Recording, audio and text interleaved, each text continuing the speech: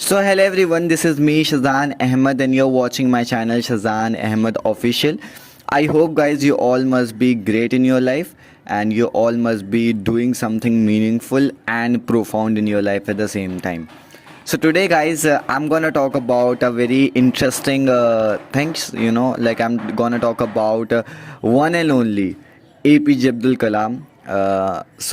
We all know about him. Okay, such a what a magnanimous or a great or a giant personality he was. He was the missile man.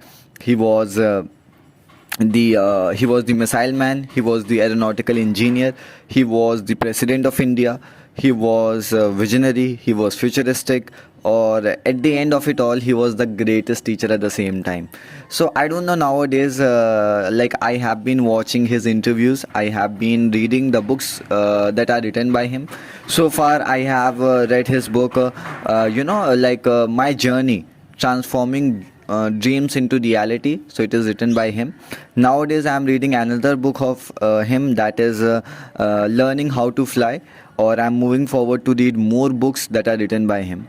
So of course, and then there is like this audio, there is this audio biography that is present on the YouTube that you could listen to it.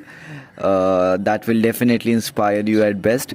So today I'm gonna talk about actually the things that I have learned from APJ Abdul Kalam Sir. I know there are a lot of things that you can learn from him, but there are several things that I have learned from him, and you can also learn the same thing. So let's get started without any further ado. So the first thing that I learned from APJ Abdul Kalam is like, you have to think big. You have to dream big in your life. No matter whoever you are, whatever you have, wherever you live, whatever friends you have, whatever circumstances you are present in your life, you must have the courage to dream big. You must have that courage to fly as high as you can. There is no need to get yourself trapped by the societal norms. There is no need to let the society hold you back. Your beliefs hold you back. Your family members hold you back, that you can't achieve something big in your life. Or APJ Abdul Kalam often says in his books or in his interviews that a small aim is a crime. So whatever speciality that you choose, you want to be an engineer or a doctor or an artist or a YouTuber or a influencer or a marketer, whatever you want to be in your life, yeah, you just have to think big. Your aim must be big.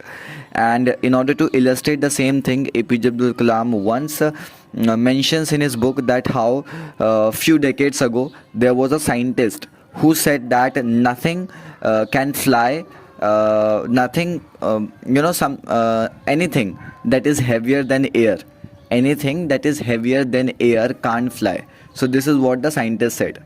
But just 2 or 3 days ago, Wright brothers came, or they invented this aeroplane, right? So APJ Abdul Kalam always says you have to think something big. Although it seems impossible at the first glance, it seems impossible. Apparently it seems impossible, but nothing is presumably impossible in life. You can achieve it. So the first thing that I learned from APJ Abdul Kalam, that you have to think big, you have to dream big, you have to have that big aim in your life that looks impossible to all the people, that looks impossible, unachievable to all the people, but for you it is achievable. But if you can believe that you can achieve it, so you can achieve it. Okay, so this is something that I learned from APJ Abdul Kalam. The second thing that I learned from APJ Abdul Kalam is that how the books shape you and mold you. We all know the importance of reading the books. It could be self-help related books. It could be the books written by the people in the past. Could be reading the giants like Albert Einstein, Mahatma Gandhi, Isaac Newton, and so on and so forth. So APJ Abdul Kalam often says that when he was 18, so the best companion that he found, it was the books that he was reading. Or he mentions a lot of books, like he mentions the book Light from Many Lamps, and then he mentions another book by the name My Experiments with Truth, an autobiography written by Mahatma Gandhi. And he also recommends this book, Everyday Greatness. He also, I think, recommends this book. I don't know which book he recommends. Yeah, he also recommends this book, Trivulli. Trivulli. I hope I must be pronouncing it correctly. So, and of course, he also offers you to read the holy books like the Holy Quran, the Holy Bhagavad Gita, the Mahabharata. So he recommends all these books. Okay, and he often says that if we are surrounded by the good books, so our future will also be surrounded by the good things at the same time. So it's important, or he emphasizes on the significance or on the importance of reading good books in our life. If we do it, so there is nothing better than that. Or he says that the books are the best companions. They shape your thoughts, they mold your future, they just mold you. Overall, they mold you, they shape you into something better. And you must be reading the different kind of books. It broadens your mind. It creates a kind of like an environment that we all want in order to achieve something big in our life. Okay, so the second thing that I learned from him, that books are the best companions, and you have to keep reading different kind of books written by different authors.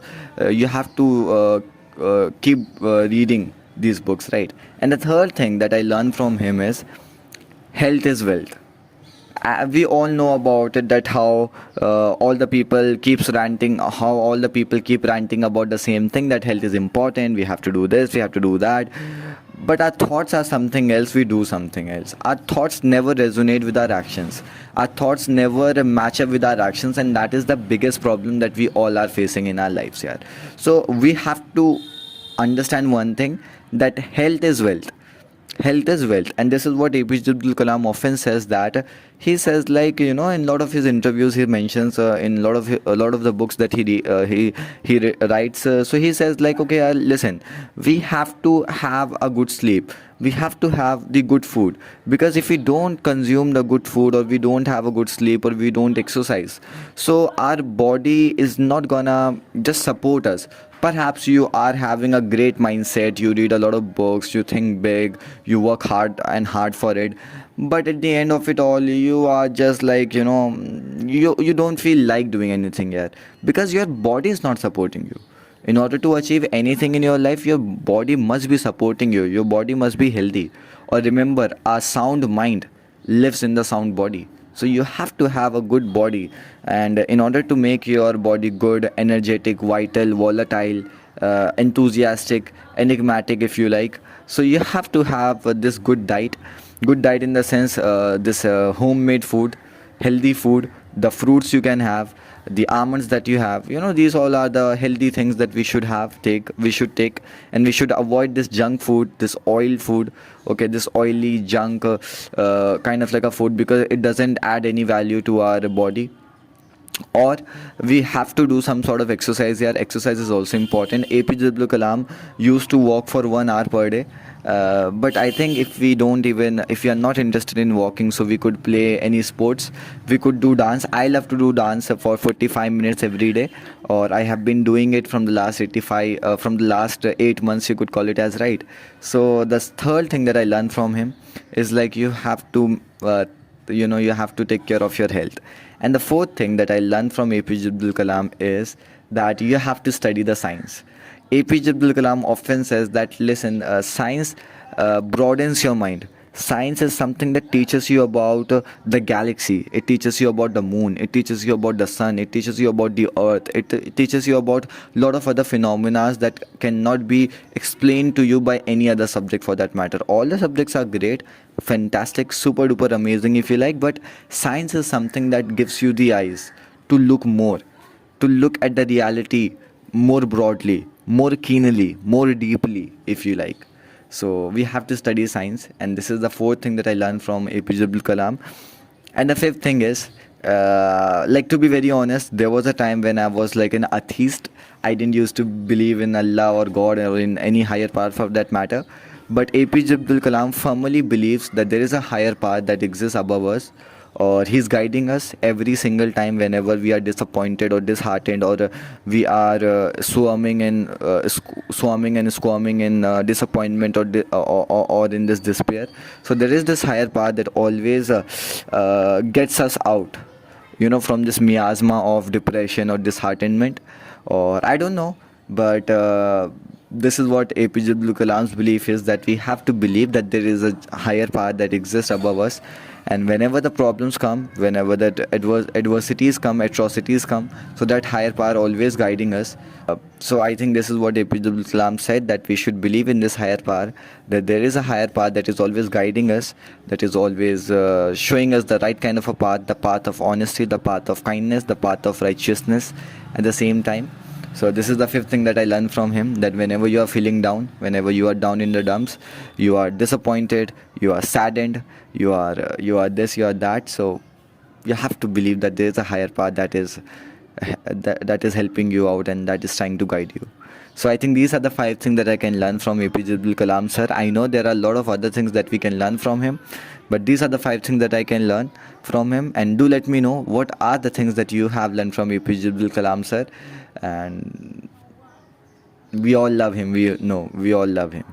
Okay, so until then, to take care, bye bye and see ya. And I really love you guys.